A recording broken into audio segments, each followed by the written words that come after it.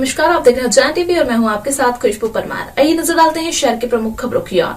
महाकाल विस्तारीकरण का दूसरा चरण शुरू, आगामी बारिश से पूर्व पूर्ण करने के होंगे प्रयास, कहा कलेक्टर आशीष सिंह ने। महाकाल लोक परियोजना के दूसरे चरण का काम शुरू हो गया है। इस चरण में प्राचीन मंदिरों, धरोहर संरचनाओं का जीर्णोद्धार और छोटे रुद्रसागर झील का जीर्णोद्धार शामिल है।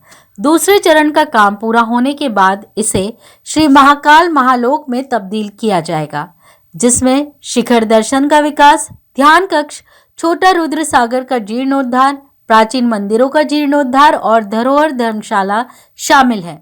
महाकाल लोक परियोजनाओं के दूसरे चरण के तहत लगभग 11.5 करोड़ रुपए की अनुमानित लागत से 7 एकड़ भूमि पर मेघदूत उपवन विकसित किया जाएगा। गौरतलब है कि प्रशासन ने अतिक्रमण हटाकर और भूमाफियाओं द्वारा निर्मित 187 दुकानों और उद्यानों को ध्वस्त कर इस परियोजना के लिए लगभग 69 करोड़ रुपए की भूमि का अधिग्रहण किया है। स्मार्ट सिटी विभाग इस जमीन पर सिटी फॉरेस्ट विकसित करेगा, जिसमें चार्जिंग स्टेशन, वॉकिंग ट्रैक, बैठने की जगह, कैफेटेरिया के साथ 650 वाहनों के लिए पार्किंग की सुविधा होगी और नदी तट का सौंदर्यीकरण किया जाएगा। कलेक्टर आशीष सिंह ने संबंधित अधिकारियों के साथ दूसरे चरण के कार्यों का अवलोकन किया और चर्चा में बताया।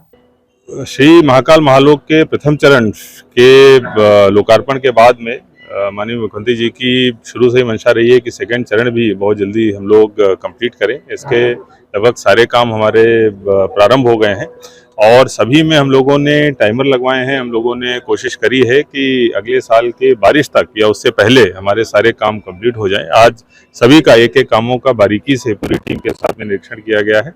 सभी काम गुणवत्ता के साथ हो रहे हैं और समय पर चल रहे हैं। निश्चित रूप से एक बहुत बड़ी उपलब्धि सेकेंड फेज के रूप में भी मिलने वाली है। जो पहला फेज था उसमें श्री महाकाल महालोक का, उसमें एक तरफ जो बड़ा रुद्रसागर था उसके आसपास का एरिया डेवलप किया गया है।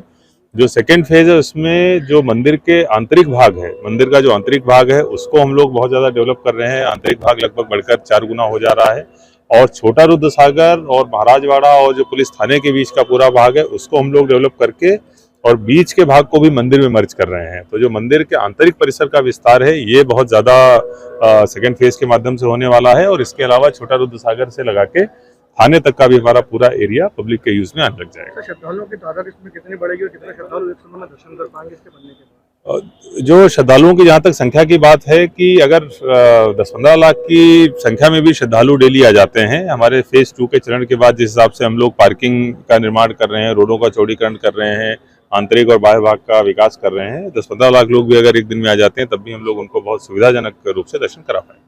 हिंदू बनकर मुस्लिम युवती ने हिंदू युवक से किया विवाह, अब झूठे केस में फंसाने की धमकी देकर धर्म परिवर्तन के लिए बना रही है दबाव। ये व्यथा है श्री कृष्ण कॉलोनी रहवासी विजय सिंह सिसोदिया की, जिसका विवाह कुछ व्यक्तियों द्वारा मिलीभगत कर 3 वर्ष पूर्व मुस्कान नामक मुस्लिम युवती से हिंदू बताकर कर दिया गया।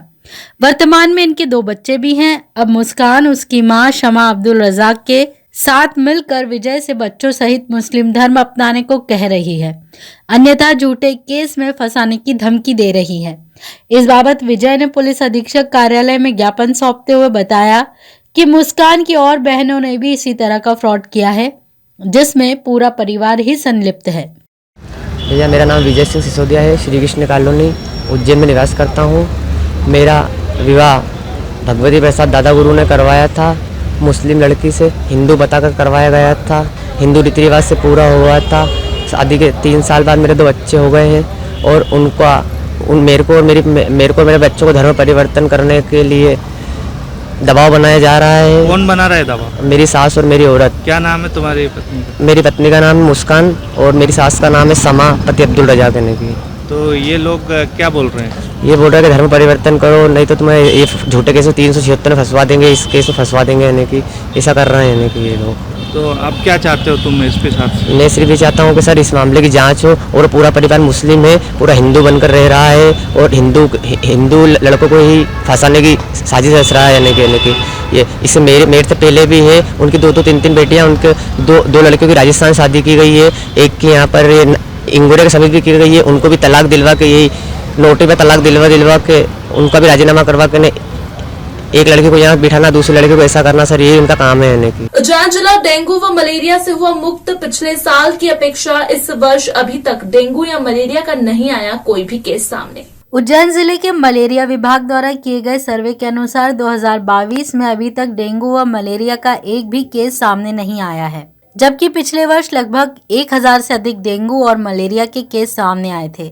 जिसमें से कई लोगों की मृत्यु भी हो गई थी। जिला मलेरिया विभाग अधिकारी RS जाटव ने जानकारी देते हुए बताया कि मलेरिया विभाग द्वारा 2022 के सर्वे में 2,45,000 के लगभग व्यक्तियों की जांच की गई, लेकिन अभी तक कोई भी केस सामने नहीं आया है। हम आम लोगों को ये बताना चाहते हैं कि अपने घरों के आसपास पानी जमा ना होने दें व स्टोर किए हुए पानी को ढक कर रखें। किसी प्रकार का अंदेशा होने पर मलेरिया विभाग को सूचित करें, जिससे हम तुरंत दवाई आदि छिड़काव कर डेंगू व मलेरिया के लार्वा को खत्म कर सकें। हमारे द्वारा सभी प्राइवेट अस्पतालों को निर्देशित किया गया है कि किसी भी डेंगू व मलेरिया के मरीज का इलाज करने से पूर्व हमें इसकी जानकारी दें, ताकि हम इसे बढ़ने से रोक सकें। 2022 में अभी तक जनवरी से और नवंबर तक कोई भी डेंगू चिकुनगुनिया का केस नहीं। इससे किस प्रकार की जांचें की जा रही है, किस प्रकार से इसके मालूम किया जा रहा है? जांचें हमारे एलाजा से टेस्ट जिला चिकित्सालय में एलाजा मशीन है जो शासन द्वारा अधिकृत की गई, उसके द्वारा जांच की जाती है। और कोई भी हमने दे दिए, प्राइवेटों को भी दे दिए, सब जिले में दे दिए, कहीं भी इस तरह के कोई केस आते तत्काल सैंपल यहाँ भिजवा जाए। सर क्या लक्षण रहते हैं डेंगू और मलेरिया की, और इसकी रोकथाम कैसे की जा सकती है? रोकथाम ऐसा है कि हम तो जांच करके ही बताते हैं, जैसे मेडिकल ऑफिसर बताया कि क्या रोकथाम कुछ नहीं, इसी सफाई रखना बहुत जरूरी है और लार्वा सर्वे बिल्कुल खत्म करना है। जैसे कहीं एडिस लार्वा पाया जाता है उसको बिल्कुल नष्ट करने के लिए तो हमारी टीमें लगी हुई हैं पूरी जिले में भी लगी हैं, ब्लॉकों में भी लगी हैं, सभी टीमें 100% लार्वा नष्टीकरण का कार्य कर रही हैं। 1 दिसंबर को भारत छोड़ो यात्रा पहुंचेगी उज्जैन। आगर रोड स्थित सांदीपनि इंस्टीट्यूट में रात्रि विश्राम करेंगे राहुल गांधी। भारत जोड़ो यात्रा को लेकर राहुल गांधी 1 दिसंबर को उज्जैन पहुंचेंगे। वे यहां महाकाल दर्शन के साथ ही सामाजिक न्याय परिसर में सायं 4 बजे एक सभा को संबोधित करेंगे। इसके बाद उनका रात्रि विश्राम भोजन आगर रोड स्थित गुरु Sandipani institute and technology college में तय किया गया है। इसी के चलते पूर्व शहर कांग्रेस अध्यक्ष अनंत नारायण मीणा द्वारा मालवा की परंपरा अतिथि देवो भव परंपरा का निर्वाह करते हुए राहुल गांधी के स्वागत की भव्य तैयारियां की जा रही हैं। इस मौके पर कॉलेज के डायरेक्टर हेमंत मीणा, हेमंत नामदेव एवं पूर्व शहर कांग्रेस प्रवक्ता ओम गुरैया भी तैयारियों का जायजा लेने पहुंचे। इस बाबत अनंत नारायण मीणा ने बताया, बस ये ग्राउंड की लेवलिंग और रोड वगैरह का और पुताई वगैरह सारे जो तैयारी चल रही है, और जो है जल्दी से जल्दी उस कंटेनर खड़े होने के लिए ग्राउंड को साफ सफाई करके और यहाँ पे जेसीबी लगा के और इसको लेवलिंग करके और वो कर रहे हैं सारी व्यवस्था। राहुल जी कितनी तारीख को यहाँ आने की संभावना है? 1 तारीख को शाम को यहाँ पर आके विश्राम करेंगे और यहाँ पर ही भोजन की व्यवस्था है। भागसीपुरा स्थित प्राचीन 56 भैरव मंदिर में भैरव अष्टमी पर्व पर भगवान भैरवनाथ को 1351 प्रकार के भोग लगाए गए। भैरव अष्टमी पर्व पर भागसीपुरा स्थित प्राचीन 56 भैरव मंदिर में बुधवार शाम भगवान को 1351 तरह की खाद्य एवं मादक सामग्रियों का महाभोग लगाया गया। इसमें कई ब्रांड की देशी विदेशी शराब, अनेक प्रकार की सिगरेट, बीड़ी, कई तरह के तंबाकू उत्पाद, गांजा, चरस, अफीम, चॉकलेट, मिठाइयाँ, नमकीन आदि सम्मिलित थे। आयोजन उज्जैन, इंदौर और धार के भक्तों के सहयोग से संपन्न हुआ। देर रात तक श्रद्धालुओं ने इस अनोखे महाभोग के दर्शन किए। रात 12 बजे महाआरती की गई व यह प्रसाद भक्तों में वितरित किया गया। 56 भैरव का आकर्षक श्रृंगार किया गया। भैरव अष्टमी पर्व पर यहाँ गायक और नृत्यक कलाकार भी अपनी प्रस्तुतियां देते हैं। इस अवसर पर भंडारे का आयोजन भी भक्तों द्वारा किया गया। इस बाबत जानकारी देते हुए भक्त नीरज ने चर्चा में बताया, यहाँ पे काल भैरव अष्टमी का उत्सव है और ये उत्सव यहाँ पे बड़ी धूमधाम से मनाया जाता है। इस उत्सव के अंतर्गत यहाँ पे 1351 प्रकार के भोग के दर्शन होते हैं। साथ में यहाँ पे एक चलित भंडारा होता है। बाहर से जो गाने बजाने वाले लोग हैं, जो विख्यात कलाकार हैं, उनका यहाँ पे संगत होती है। यहाँ जो ये भोग लगाया गया इनकी क्या विशेषता है? यहाँ के भोग की ये विशेषता है कि भैरव बाबा को जितने प्रकार के भोग लगते हैं उसमें मांस को छोड़ के बाकी हर प्रकार के भोग के यहाँ पे दर्शन है, जिसमें शराब है, भांग है, अफीम है, गांजा है, बिस्किट है, नमकीन है, मिठाई है, चॉकलेट है, गजक है। इसके बाद में कई प्रकार की विदेश से लाई हुई ऐसी चीज़ें हैं जिसको यहाँ पे लगाया गया है भगवान को, और यही यहाँ पे दर्शन है। ये सब भक्तों के द्वारा किया जाता है। हाँ, ये सारा जो कार्य है ये यहाँ पे इंदौर, उज्जैन और धार के भक्तों द्वारा किया जाता है। धार्मिक पोस्टर के समीप लघु शंका कर रहे दो मंचलों को रोकने पर विवाद करते हुए दोनों ने लाठी और डंडों से युवक पर किया हमला। भगोदा रोड मंडी गेट तराना पर हनुमान जी का पोस्टर लगा हुआ था, जिसके समीप रात्रि लगभग 8 बजे दो युवक लघुशंका कर रहे थे। तभी वहां से गुजर रहे सिमराखेड़ा तराना निवासी शंकर पिता रतनलाल उम्र 40 वर्ष ने युवकों को टोका तो इन अज्ञात युवकों ने अपनी सफेद रंग की कार से डंडे निकालकर शंकर के साथ मारपीट की, जिससे शंकर को सिर व शरीर के अन्य जगहों पर भी चोट आई।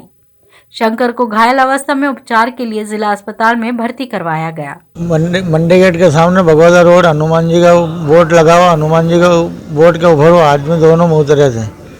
मैं उनको बोलने गया इधर आगे आके मतलब भाई साहब, तो मेरे को आते से मेरे को मारने लग गए। रात घुसे ने, उसके बाद में लट मार दिया सिर में, हाथ में, पाँव में। कौन लोग थे? ये गुजर समाज के थे। नाम मालूम है? नाम नहीं मालूम, खाली ये है। कहाँ पे हुई थी घटना? ये भगोड़ा रोड पे। किससे आए थे वो? मारुति थी। मारुति का कुछ नंबर या कलर? बस कलर सफ़ेद मारुति है और यही देखे उसमें, फिर आगे पीछे वही नहीं थे, खाली 0634 नंबर से उसमें। तो ये थे उज्जैन शहर के प्रमुख समाचार। ताजा खबरों के साथ बने रहने के लिए देखते रहिए उज्जैन टीवी। हमारे YouTube चैनल को लाइक एंड सब्सक्राइब करना ना भूलें। नमस्कार।